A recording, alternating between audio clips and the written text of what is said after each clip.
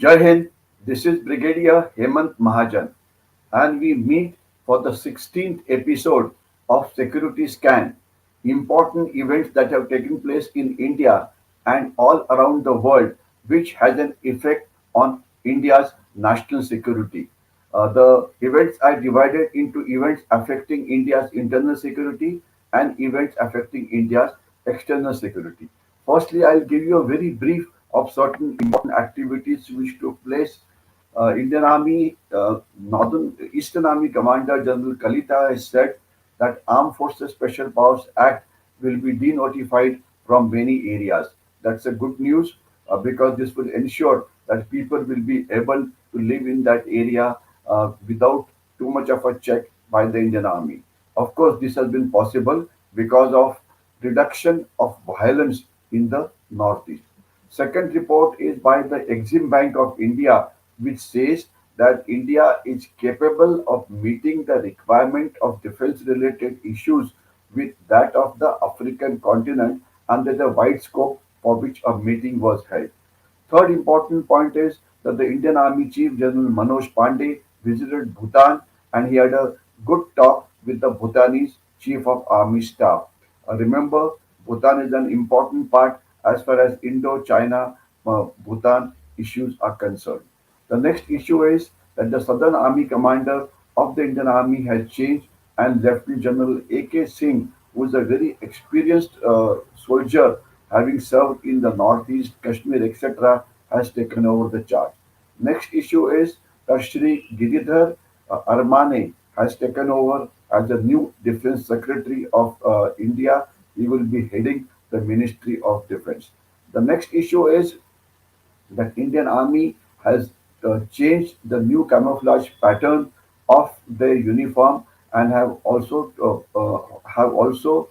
filed for an exclusive intellectual property right. The next issue pertains to the India's economic security.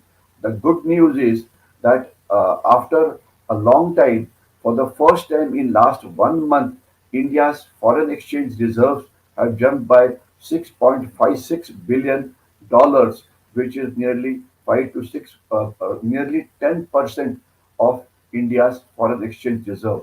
This is possible because of good management of foreign exchange reserve by the country. The next issue pertains to the environmental security of National Capital Region and Delhi.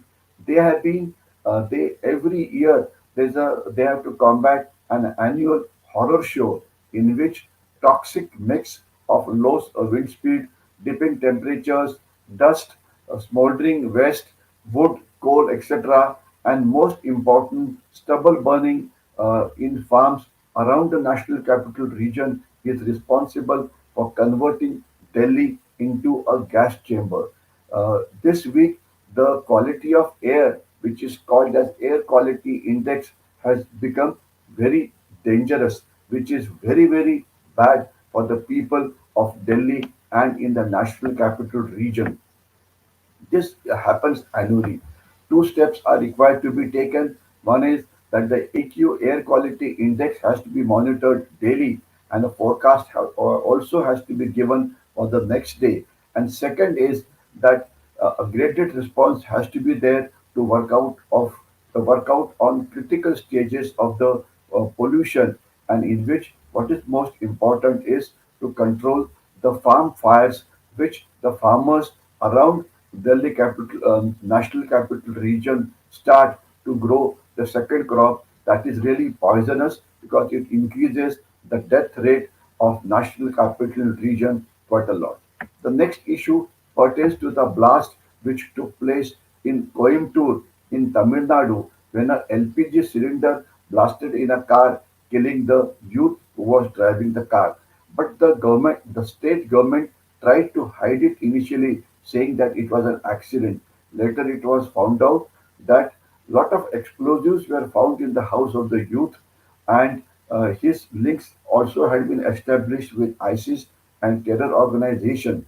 What we have to understand is now the National Investigation Agency is investigating the whole issue. But remember, national security and the lives of innocent Indian citizens should not be taken lightly. The state government must come clean on the allegations of specific inputs which were given by the central agencies on which they did not act upon. The vote bank politics of the government, of the state government must stop. The next issues pertain to the India's external security. The Indian Army foiled an infiltration bid in Punch on the line of control, in which three terrorists were killed who were trying to come inside, and AK-47 rifles, pistols, and other warlike stores were recovered. It was another very brave operation carried out by the Indian Army. Next issue pertains to the United Nations Security Council's meeting on counterterrorism in India. For the first time, this meeting was held outside New York, and the whole committee came to India, and they met at two places. In place number one in Mumbai, they held a meeting right inside Taj Hotel where 26/11 attack had taken place. Second one was held in Delhi, in which the External Affairs Minister of India, Shri Jai Shankar, spoke, and he told about the dangers that are there to the world because of the terrorist activity. The world is today exclusively focused on war that is going on Ukraine. But remember, terrorism is also a big threat. China continues to block Lashkar-e-Toiba terrorists in the United Nations Security Council, and in this particular meeting, focus was on online radicalization, terror recruitment, terror financing through cryptocurrencies, through virtual assets, unmanned aerial vehicles being used, things like drones, etc., for terror strike, for transporting drugs and arms. And this has led to what is called as the Delhi Declaration for countering use of new and emerging technologies for terrorist purpose. Remember, Pakistan has used drones 100 times last year to transport narcotics into Indian state of Punjab. The government is making all-out effort to keep the issue of terrorism on the limelight, and this issue will be discussed again next year also when the global terrorism again another meeting takes place. The next issue pertains to Tata and Airbus, who launched her combined project for manufacture of C-295 medium lift transport aircraft in Vadodara in Gujarat through a strategic partnership. Now, this is a very important step as far as Atmanirbhar Bharat is concerned, simply because 40 C-295 aircraft will be assembled in India, which will be used by Indian Air Force for for tactical airlift. 16 will be flown directly from Spain, where it has been manufactured, and this will give a big boost to the Gujarat manufacturing supply chain of MSMEs, etc., to provide key parts to making C-295 aircraft. Remember, earlier it was only the defense public sector undertakings which were involved in manufacturing of weapons. The DRDO was never able to meet the requirement of the armed forces. The fact is that Sukhoi 30 MKI, which were assembled and manufactured by the HAL, turned out to be more expensive than the ones which were directly imported from Russia due to the inherent inefficiencies of the public sector undertakings. Now we are involving the private industry in a big way, and what is important is rather than going for an outright purchase of hardware in critical areas such as submarines and fighters, India will need go in for a joint development with the original equipment manufacturers so that it acquires the specialized skills for weapons, design, development, etc. Now, Indian military industrial complex need to is required to bolster our strategic autonomy. So, see, 295 project is a very important component of this what is called as Atmanirbhar Bharat. The next issue is the DRDO has successfully carried out a test of ballistic missile defense. An AD-1 long-range interceptor missile designed for a low exo-atmospheric and endo-atmospheric interception of long-range ballistic missiles as the aircraft was tested, and it proved to be successful. This is a unique interceptor which will improve our defense against the incoming ballistic missiles of China, etc. So this is a useful technology. It will improve our capabilities hell of a lot, and this will ensure that our defensive capability gets improved. Next issue is India is countering the Chinese One Belt, One Road and especially improving communications with the Central Asian republics for trade. And for that, the Chabar port in Iran is very, very important. The next issue is communication technology or communication security. Today, the communication security is by cables, OFC cables, or via space. While India has done extremely well as far as space communications are concerned, we have been laggards or we have been behind as far as the undersea cables are concerned. So therefore, what is important is that we must use undersea cables for our communication with the rest of the world. So therefore, just depending upon space will not be adequate. We got to have duplicate means. Unfortunately, in this field, India is not adequately prepared. So we have to have international cooperation with countries like Japan, Korea, who are leaders in this field. The next issue pertains to boost to Make in India. The Indian Army has approved project sanction orders for five Make in India number two projects. This will give a boost to Atmanirbharta. The army is focusing on the infusion of niche technologies through indigenous development. The projects that have been approved by the Indian Army, which will be manufactured by the private industry, are high frequency man-packed software designed radio. Secondly, drone kill system. Thirdly, infantry training weapon simulators. Fourthly, a 155 mm terminally guided munition. And last, medium range precision kill system. This will ensure that our Atmanirbharta increases. The next issue pertains to Pakistan and the murderous attempt that was done on Imran Khan. Now this will dramatically raise the stakes and alter the nature of challenge in the coming days in Pakistan. Till now, Pakistan used to be in news on the sports pages, but after this murderous attack on Imran Khan, Pakistan will be discussed for many other things. The questions that arise for which answers will only become out will be given in future is: will Imran Khan lay siege to Islamabad as he had planned? Will General Bajwa retire at the month end, or the military will carry out a coup and take over Pakistan? Can the political leaders like Imran Khan and Shahbaz Sharif arrive at a compromise? Will the Pakistani army dump Sharif and go back to backing Imran Khan because Imran Khan he seems to be quite a popular leader? Will the Pakistani political parties and the armed forces of Pakistan, which are important players as far as Pakistan's future is concerned, in addition to that, the countries like China, United States, Turkey, Saudi Arabia, do they have a role in the power struggle that is going on in Pakistan? Pakistan today is embroiled in economic crisis. It is not able to implement steps given by the International Monetary Fund.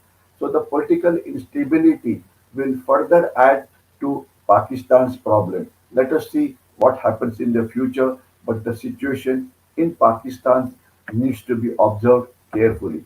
Next issue are the world, the democratic world, the Western world is carrying out lot of activities to counter China's hybrid war, which they have launched against the whole world. First is Taiwan missiles spying is going to be the priority under the present Chinese President Xi Jinping. So we have to keep a watch. The PLA, that is the People's Liberation Army of China, today is training for urban warfare because they may go in for what is called as the Taiwan campaign. Japan is going to deploy hypersonic missiles by 2030, which is a good news. It will be a counter to China. The Chinese fishing fleet, which was poaching on the waters of Ecuador, was the USA Coast Guard tried to stop it, but the Chinese could not be pushed out. The Chinese private security companies are entering for securing Chinese assets outside in a big way. The Canadian government has told Chinese firms to divest itself from the lithium mining which they were carrying out in Canada. The United States and the Netherlands are holding a conference in which they want to restrict China's access to the advanced chip technology from Netherlands. The next issue is if France is updating its Indo-Pacific strategy. Its president has said, despite the problems that have come up because of the Ukraine war, their most important aspect is Paris or France will ensure that the Chinese growing military power in the Pacific Ocean is challenged. And another important thing, which is actually a good news for India, is that the China-US tensions have forced the Taiwanese technological firms to move into India or Vietnam. We should try and get as many firms as possible to India. For winning the technological war, we have to ensure that Chinese who are spying, their spying is stopped. The next issue pertains to the United States National Defense Strategy for the year 2022. It's an exhaustive document, and the most important takeaway from this is that USA still considers China as enemy number one, and it will continue to act against China. Again, this is a good news as far as India is concerned. The next issue pertains to the Chinese influence on global media. Over 2 decades, China has invested in international media system to shape different populations' public opinion on China and also to suppress anti-China Indian media narratives. It has investments include funding of media organization, communication infrastructure, engaging with foreign and public on the social media, launching disinformation campaigns, training journalists, and many more strategies. And in the bargain, they have been able to influence the democratic countries. Now we have to ensure that the information war with China is fought on the all out front. China thrives on the gray zone warfare, so therefore, anybody trying to launch information war in India for China should be they should be named and they should be shamed. The lesson for India is that we have to take a long-term, multi-pronged approach to managing the Chinese disinformation war against India. We should use all elements of national power, including diplomatic, information, military, and economic, to stop the Chinese information warfare and ensure that we respond to China at a regular interval. Short to medium term intelligence, surveillance, recce will ensure that we are able to detect Chinese infiltration into the Indian territory. The next two issues are one is AUKUS, that is Australia, United Kingdom, United States. The alliance which was formed 1 year back has yielded some results. There is an ambitious effort to build in nuclear submarines for Australia, which will take at least 10 to 15 years, but it also includes technology exchanges across a broad spectrum of cooperation, electronic magnetic warfare, quantum computing, etc. And the things are moving in a correct direction. So therefore, this is again a good news from Indian perspective. The Ukraine war is not ending at all, but every day some new lessons are coming out. And one of the most important issue is that in Ukraine war there was nothing called close air support required for fighting troops because the air forces are afraid of man-held portable surface-to-air missile which knock off the aircraft in the air. And today, the drone usage is increasing, and Russia is using drones which are Iranian made. The Ukrainians are using drones. So the unmanned aircrafts or unmanned aerial platforms have gained an ascendancy over manned platforms. This is an important element as far as India is concerned. As far as now to end this particular talk, the most important information that has come out is that India is prospering. People are buying. Lot of shopping took place during the Diwali days. There were certain doomsday experts, economic experts, who will say India will go into recession. That does not seem to be happening at all. The hotels are full. The aircrafts are full. Railways are full. Shopping centers are full of buyers.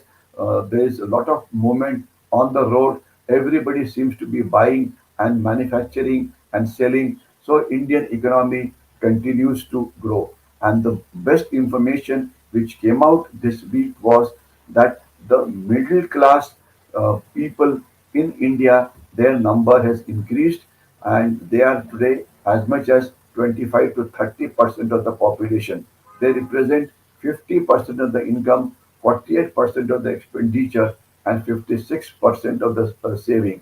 So this is a very good news because traditionally it has been found that expansion of middle class is a powerful force as far as economic, social, and political changes are concerned.